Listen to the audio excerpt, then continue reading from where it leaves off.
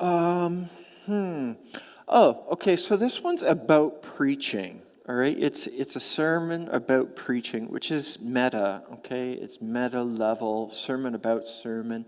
And so I thought the occasion for this one was best, like if I had to imagine that all of you were colleagues, like all of you were preachers, and in fact, I invented the occasion.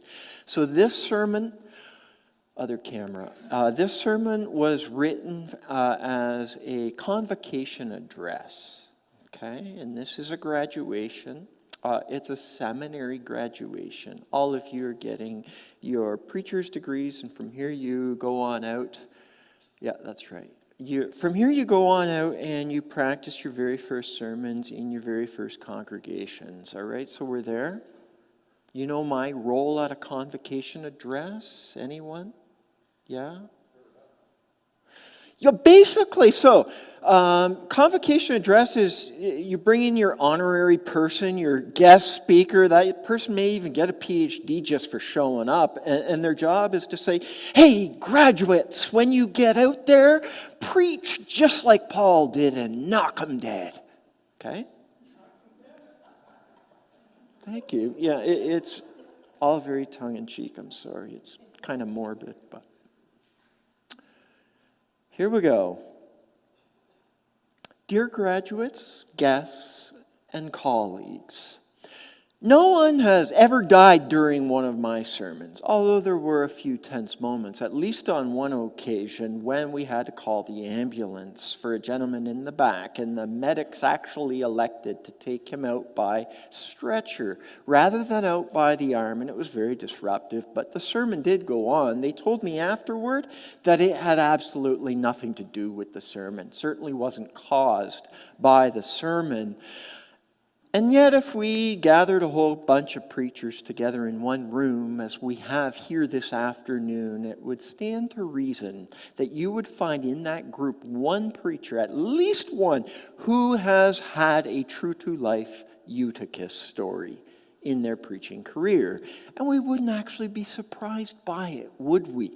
What is it about the Sunday service? What is it about the Sunday sermon, even more particularly, that would make a 911 medical emergency both a rare instance and a rather predictable eventuality, if you think about it? I have heard people say, I nearly died laughing. But no one has ever actually died in the act of laughing. And you have heard people say, I was mortified.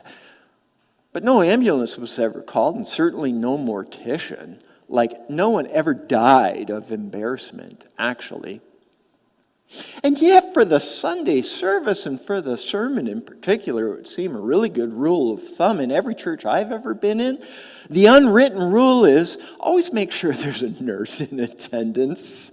Do you know that one? Or some medical professional, some first responder. So that's a good rule of thumb. If I started preaching now, as I have, and let's say I preach till midnight, well, we would be surprised if we had to call an ambulance, but we would not be overly surprised if we had to call an ambulance. And that's exactly what Paul did. Paul kept on talking until midnight. I actually did a word-for-word rendering from the ancient language because it reads a bit different. In the ancient language, Paul prolonged his talk until at last it was midnight. Do you hear the difference? 12 a.m. is where he started repeating himself ad nauseum. And once he started repeating himself, he still prolonged his talk. And he talked not until midnight, but he talked until it was midnight. And that's the difference between the Greek language and ours. He preached until it was the middle of the night. And Paul wasn't a very good preacher, by his own admission.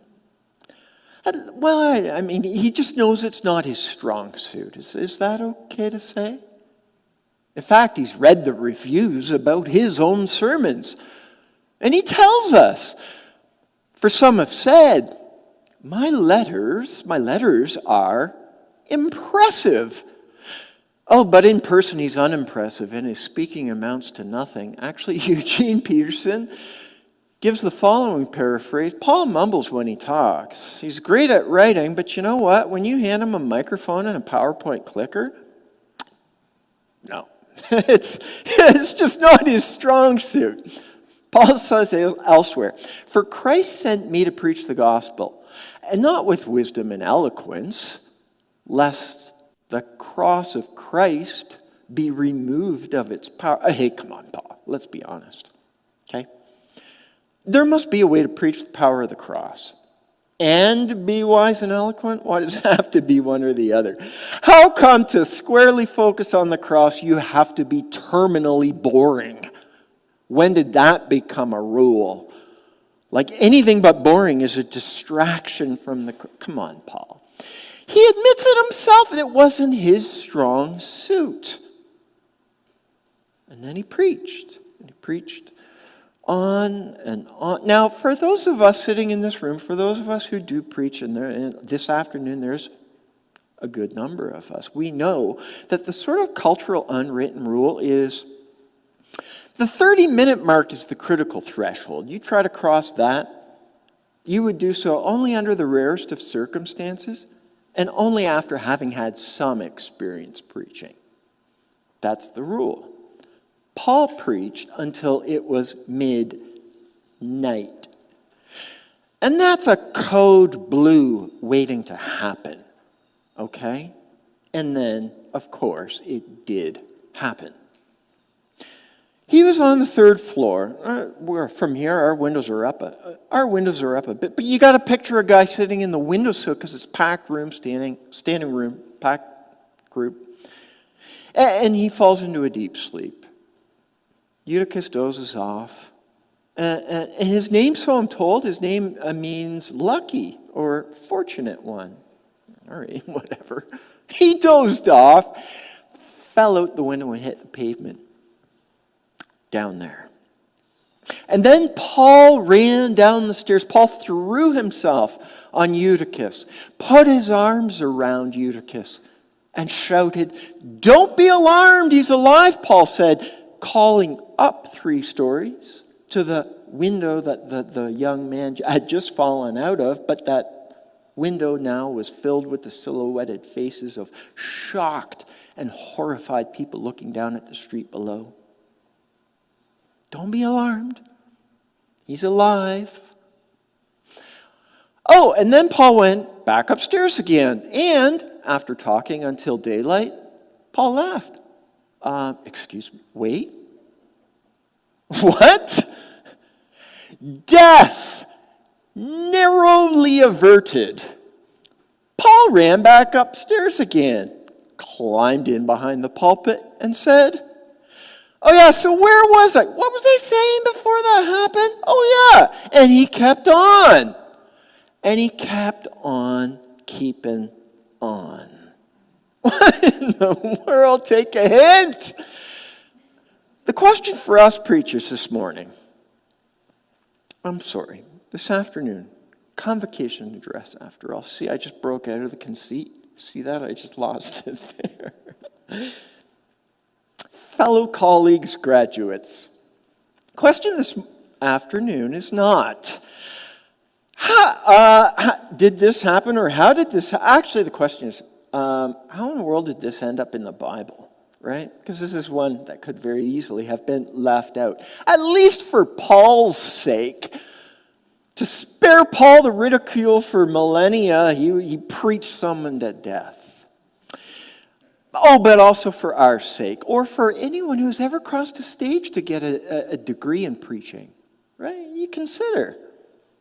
You get your seminary degree today, and then you leave this place.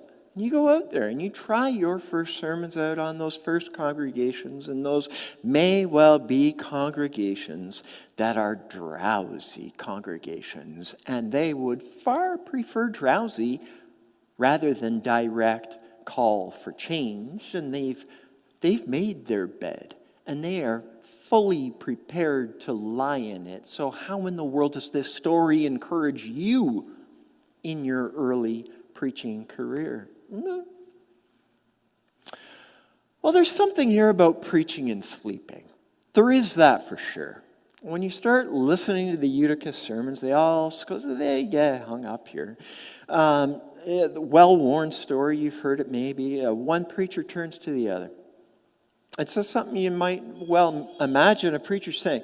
Preacher says, so how many people does your church seat? To which the other preacher replies, well, I have no idea, but I know that it sleeps 200 very comfortably. A friend of mine, true story. Okay, actual friend of mine, Chris Skeeving.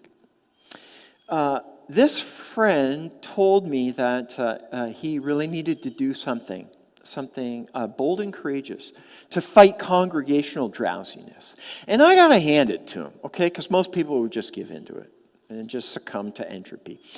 But my friend, on a given Sunday, what he did, his game was, he was going to speak to the congregation conversationally, which would be different for him. Conversationally is how I'm speaking to you all right now, I suppose, but it's different than speaking like, here I am, reading out of my manuscript, thus saith my manuscript, right? And so for my friend to speak conversationally, he even threw in some of the colloquialisms and just a little bit of like slang, if you know what I'm saying, if you know what I'm saying. He threw it all in there. And then afterward, oh, he got a stern reprimand. You can picture the guy. I don't need to describe this fellow who sits at the back to you.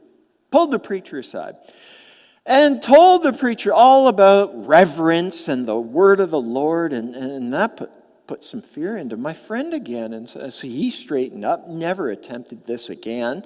Next Sunday went exactly back to the old way of communicating to the congregation, and the man who gave him the reprimand was once again fast asleep, just the way he loves it. So maybe there's something here about preaching and sleeping. I don't know. Or maybe it's about preaching and not giving up. Consider that for a moment, would you please? Okay. Because of fatality wasn't the only bad thing that ever happened in Paul's preaching career. Do you know what I mean? Like, it was eventually someone was going to die, and when it happened, Paul wasn't really that surprised. Because stuff had been going wrong in Paul's preaching career all along. You pick a page in the book of Acts. You pick any page in the book of Acts. So I went back 2 pages, all right? The Jews of Corinth made a united attack on Paul, all right? And then, 1 page before Karina read, but some in Ephesus became obstinate, and they refused to believe. And in fact, then there was a city riot. And Karina began. When the uproar ended, that's when the city-wide riot ended. Paul was used to being thrown in jail for preaching. And so, in fact, it became a bit of his practice. So he would come into a town, and he would start preaching at dusk or twilight when the authorities go to bed. And he'd preach through the night until about daylight. Because when the authorities finally catch up to him, his big plan, duck out of town. When daylight hits, he's gonna leave, go to the next place. Right? That's his practice now. Because he is so used to stuff going not his way. And so when Eutychus died, maybe it was the worst thing that happened to Paul that day. But a fatality, fact of the matter was the worst thing that happened to him that week. Because the whole city was in a riot a day earlier. So what did he do? Well, he went back upstairs and started preaching again. Graduates, listen to me clearly. Whatever you do, don't stop preaching. They say there's only one unforgivable sin in preaching. You've heard it and I've heard it. The only unforgivable sin, Don't be boring. Don't be boring. One preacher blogged this: "It's hard to find a good Eutychus sermon, believe me. It's hard. They're all terrible. I spent the week listening to Eutychus sermons. They're dreadful." It would be no overstatement. Well, it was a slight overstatement if I said I fell asleep during every single Eutychus sermon I heard. And that's ironic. They are just that terminally boring. But the unforgivable sin of preaching is in fact not boring. It is not at all. The unforgivable sin of preaching is quitting. Paul said, "Preach the word in season and out of season. Keep on your watch. Challenge and warn and urge your people, but don't ever quit." He says elsewhere, "How can they believe in one of whom they have not heard? And how can they hear without someone preaching to them?" They can't. So whatever you do, don't stop preaching. You know the only sermon you'll never come back from? The only sermon you'll never recover from is your last sermon. So don't make it your last sermon. Graduates, listen to me. I have heard of preachers who have offended people accidentally, who have had to extend apologies. I have a friend who cried in the pulpit every week for weeks on end until they eventually got him some depression medication, and then he straightened up and turned it around, and he recovered and kept preaching. I know a guy who trying to tell the congregation that the Israelites left Egypt not of their own accord, but kicking and fussing, but got the letters on the kicking and fussing turned around and accidentally swore to the entire congregation. And that is a true story. And when he righted the ship and tried to correct himself, do you know what he did? The same thing a second time, as if they didn't hear it the first time. He almost died of embarrassment. But the ambulance wasn't called, and no one actually died.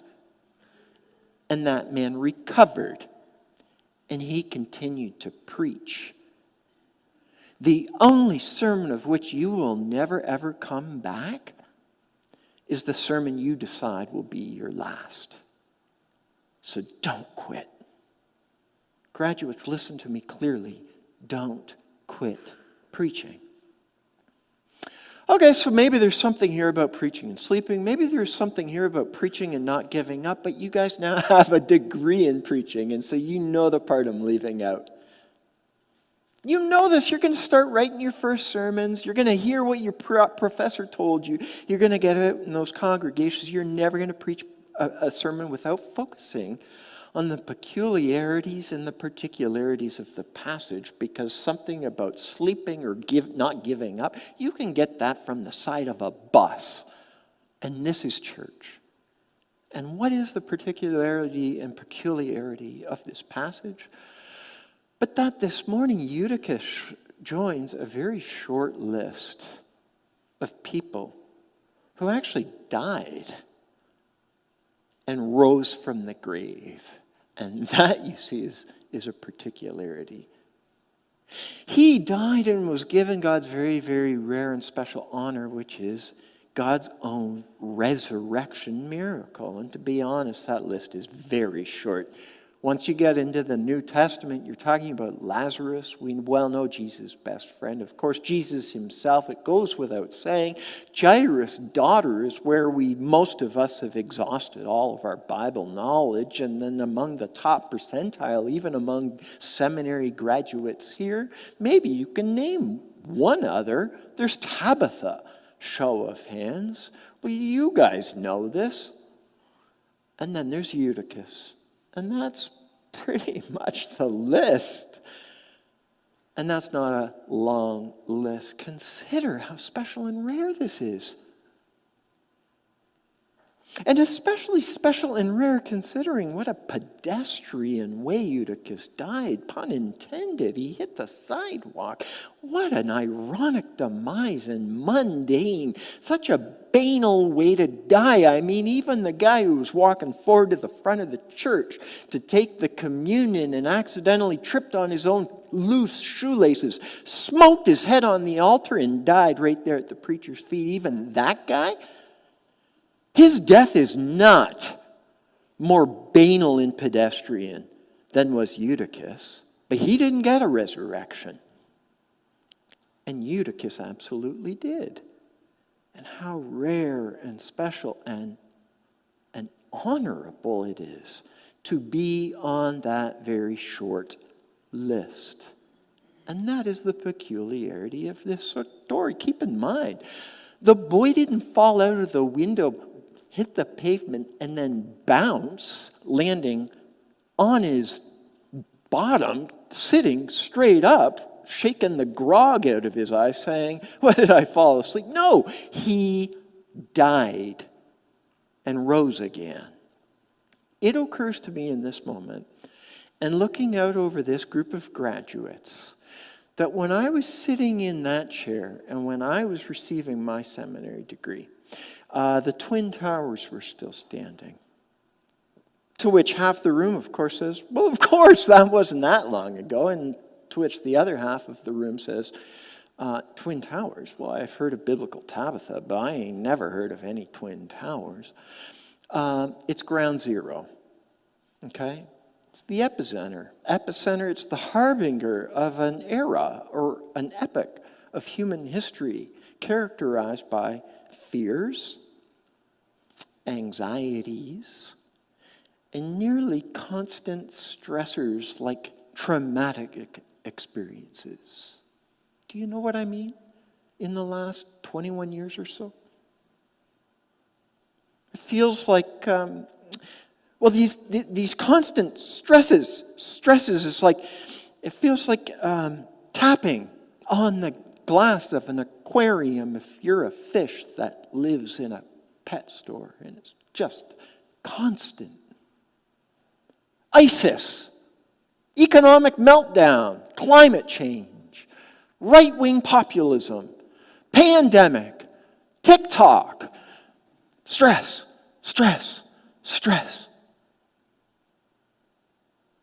And now I come to the realization, in fact, that this resurrection, this gospel we proclaim, it is as much for Eutychus as it is for Paul. Because for Paul in his own preaching career, when someone died as a result of one of his sermons, he is barely even surprised. He is just so used to setback. And so the resurrection that Eutychus needs is in fact the resurrection Paul needs himself. Because he is at the point now of looking up at the sky and saying, "God, what next? What other setback must I endure?" And you see, now that finally gets at the peculiarity of the passage. Maybe there's something here about preaching and sleeping. Maybe it's about preaching and not giving up. Oh! And then the most marvelous of all. Maybe it's about, despite our epic preaching fails, God's miracles never cease. God's miracles never cease. And Paul can say with a hand on his own heart, when someone finally died as a result of his preaching, and that man was raised, and everyone in the room will remember that for the rest of their lives. Paul can say with a hand on his own heart, even despite my preaching ministry, God's miracles never cease. And when you leave here, when you take your university degree and go start preaching, you're going to have your epic preaching fails. You're going to have your people falling asleep. I almost guarantee you're going to have to call the ambulance once. But God's miracles will not cease. The gospel that you proclaim is much bigger than your fears, much bigger than your anxieties, not much bigger than your traumatic experiences. This gospel that you proclaim is bigger than your brightest days or your darkest nights. Resurrection cannot be stopped. It can only be proclaimed. Let me lead you in a prayer.